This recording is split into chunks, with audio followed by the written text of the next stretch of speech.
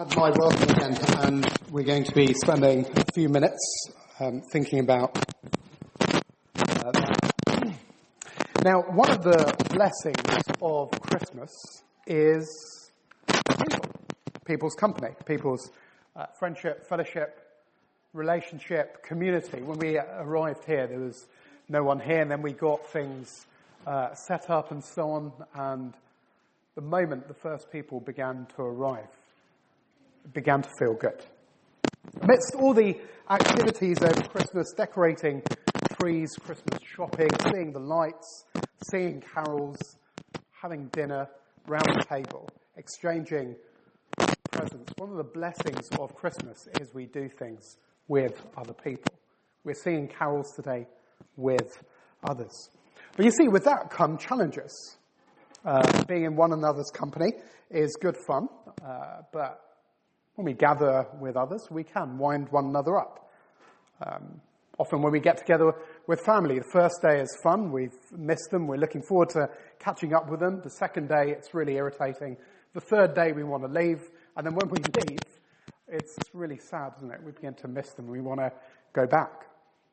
Because we're relational beings, we're made to be in relationship, to be in community with others. And that means for some, Christmas is hard, having lost loved ones, looking at photos, remembering memories, but just the emptiness when the person isn't there. That is hard. And sometimes we're in situations where we're in the midst of losing loved ones when they're in illness. But whether you find yourself rejoicing this Christmas and celebrating, or irritated and annoyed, or sad and lonely, or even a mixture of emotions, the great news Christmas brings is about the readings that we had read and the carols we've been singing of the baby boy who was born that first Christmas, where we would find lasting joy, the one who came to make God known, so that we would find a lasting, fulfilling relationship. The book of John in the Bible is a historical eyewitness account of Jesus. And unlike the other eyewitnesses, Luke and Matthew, which start with the birth narrative, Luke is different. It begins with God, as we heard. And like a telescope that helps us to look into space and appreciate the galaxies and the stars, appreciate the bigness, John is the telescope lens that's going to help us to see the greatness and the bigness of God. And not only that, but his goodness and his kindness as the one who entered as a baby over 2,000 years ago. And there's two truths we're going to discover this evening. Number one, God became a person in Jesus. Number two, God made himself known in Jesus. And we begin with God became a person in Jesus. There's a key verse in the last reading we had in John, which said, "The Word became flesh and made his dwelling place among us." And we were told in John that the Word was a being, a divine person who is fully God, but also with God, in relationship with God, the Son of God, in relationship with the Father and the Spirit. Christians call this the Trinity, in perfect relationship. And the all-powerful, all-knowing, ever-present God, who always existed in the beginning, created everything and the universe, breathed life into everything by speaking from nothing. And he made people and mankind. And the miracle of Christmas, God the Son, fully God, with God in the beginning, entered the world and united himself to human flesh. That is what it means by the Word becoming flesh. He became a person in the beginning, a tiny baby in a manger. God the Son entered the world in time and space over 2,000 years ago. He accommodated himself into our existence, making his dwelling place amongst us. Another eyewitness in Matthew says he was Emmanuel, God with us. This tiny baby in a manger, meek, humble beginnings, so dependent, so vulnerable. You think about a baby, they're so vulnerable, so meek, so dependent, aren't they? But he was God as a man, in the flesh. Not a demigod, not half God, half human, as in Greek mythology, not a Superman or a bit of God squished into a tiny baby, but fully God, fully human.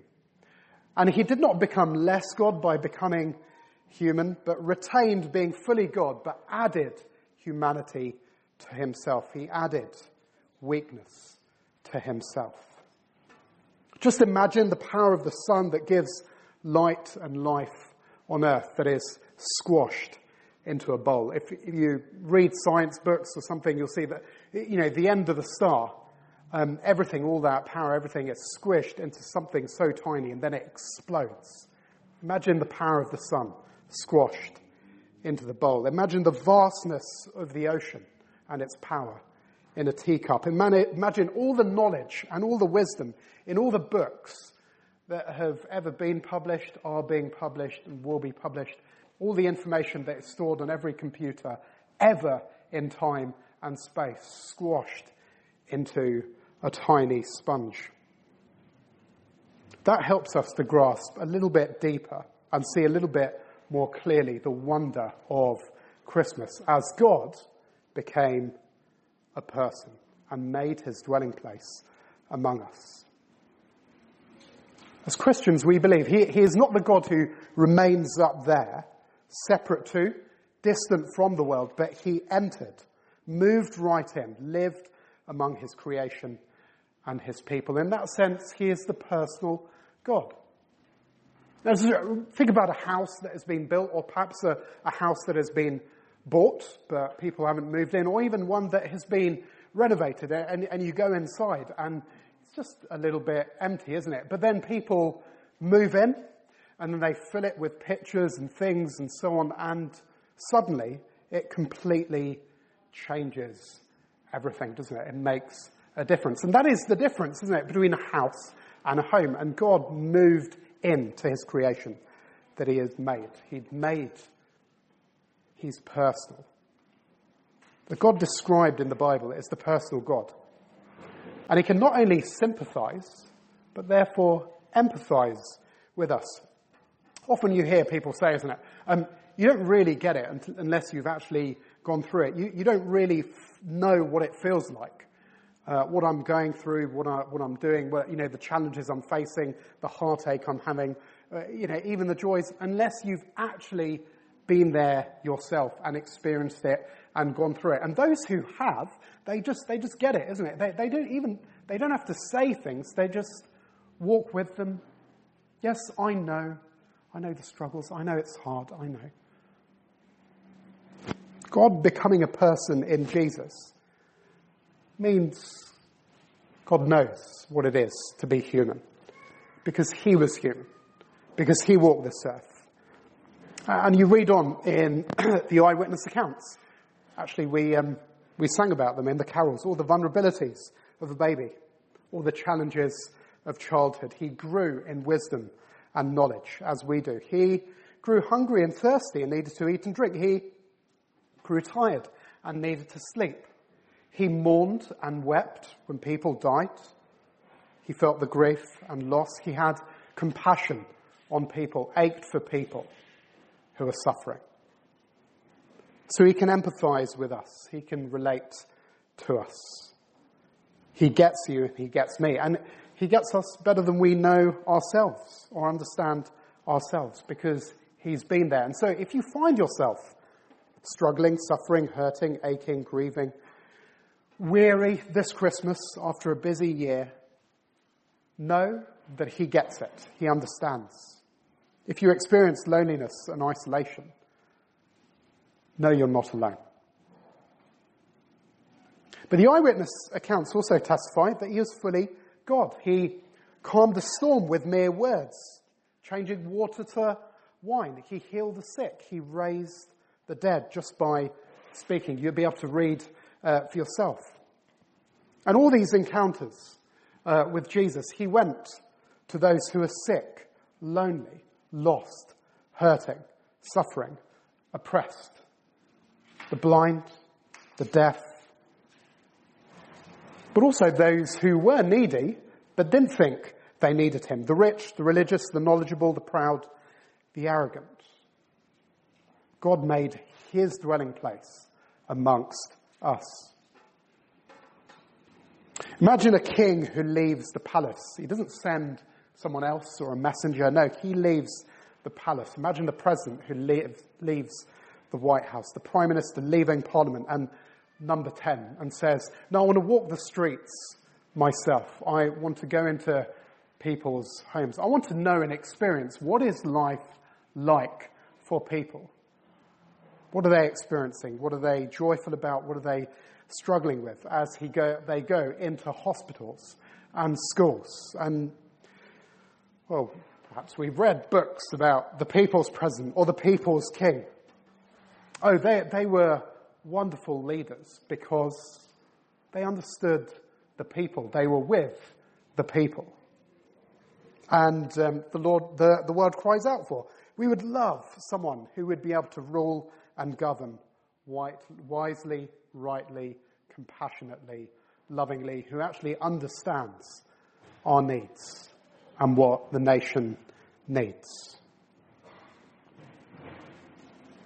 God, who became man, not only understood and walked with people, but as being fully God, walked with his people, ruled wisely.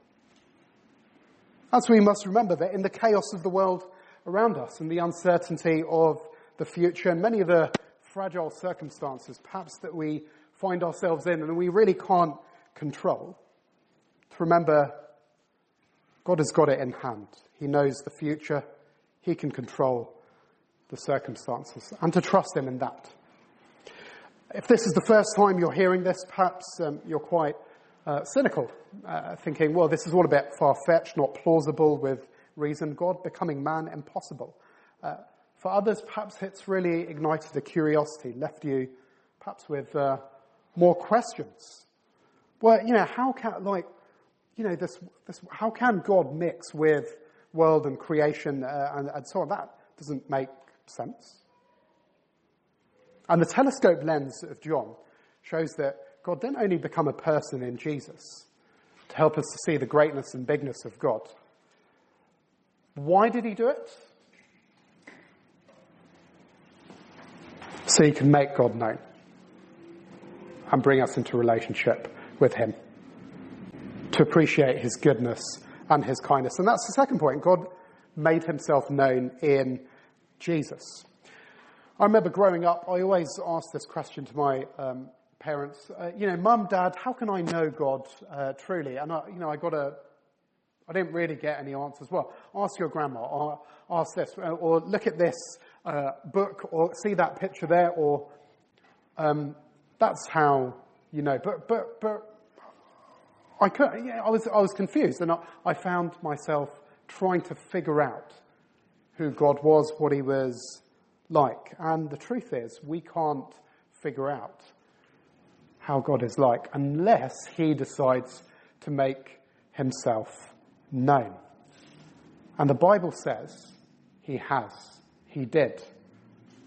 By becoming a person from God, who is with God, fully God, speaking the truth of God. In the last verse of our last reading, John wrote this: "No one has ever seen God but the one and only Son, who is himself God and is in closest relationship with the Father, has made him known." See, here's a question. If I want to know you, okay, how can I get to know you? Well, I can't unless you actually reveal truth about yourself to me. And I spend time with you, and I get to know you, and I do things with you, and so on. And what is that?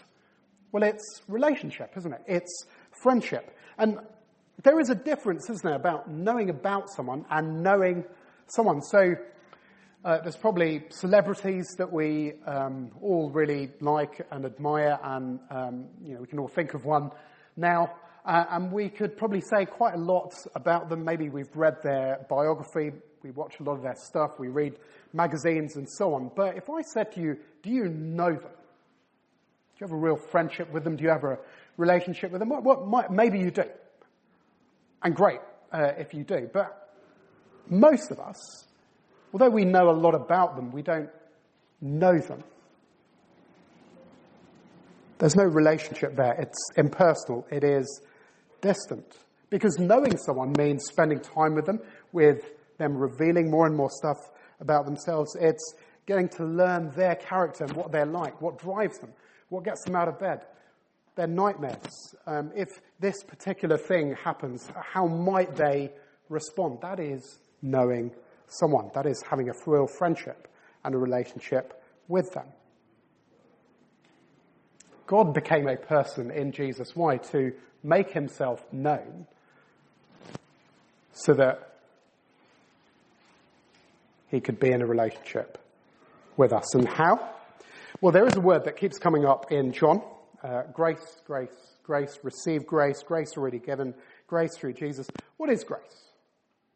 Well, grace is very simply God's undeserved kindness to people in Jesus. It's the goodness and kindness of God. It's the good, not just the good news, it's the great news of Christmas. And the Bible says, and John testifies, the reason why God became a man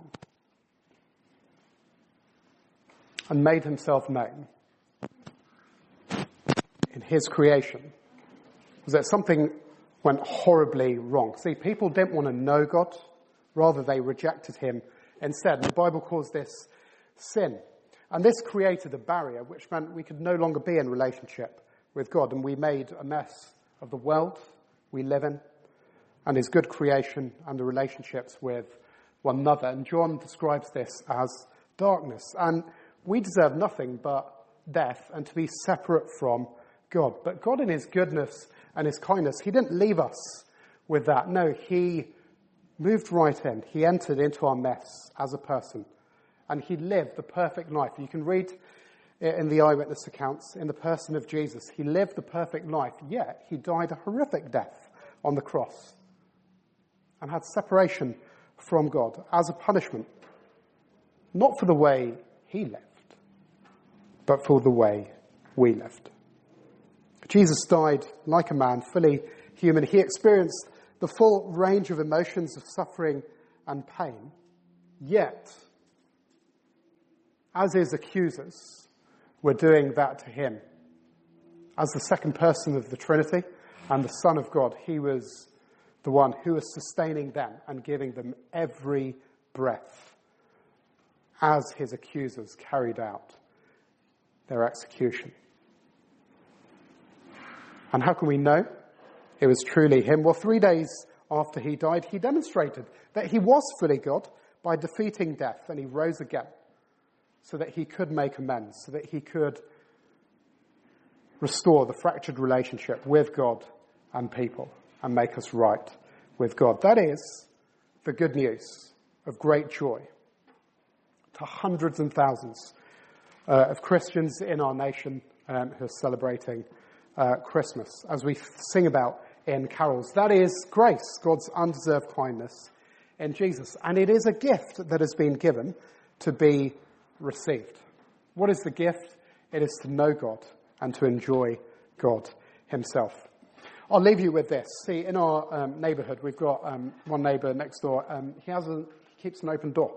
It's great, and he invites people in. And he's built an entire community. We've got to know so many people in our community because he has an open door. They come to visit him. We go around there and so on. And it's beautiful, but it's so rare to see it nowadays. Because people go in, they shut the door. We live in a different society. And so when someone does that, it's such a blessing and such a gift. Because we were made to be in relationship and friendship with others and in community. But ultimately, we were made to know God and to be in relationship with him and enjoy him. And John, the opening chapter, God has an open door and an invitation, and he wants to invite you in to have a relationship with him. The church community here at All Nations consists of people from all walks of life who accepted this invitation once to receive this gift of grace. And we know what we do with presents, don't we? What we're going to be doing with gifts and presents this Christmas. We receive them and we say thank you and we enjoy them. And that is what he's saying. And many Christians here would say they receive that gift and enjoy him. The question is, will you?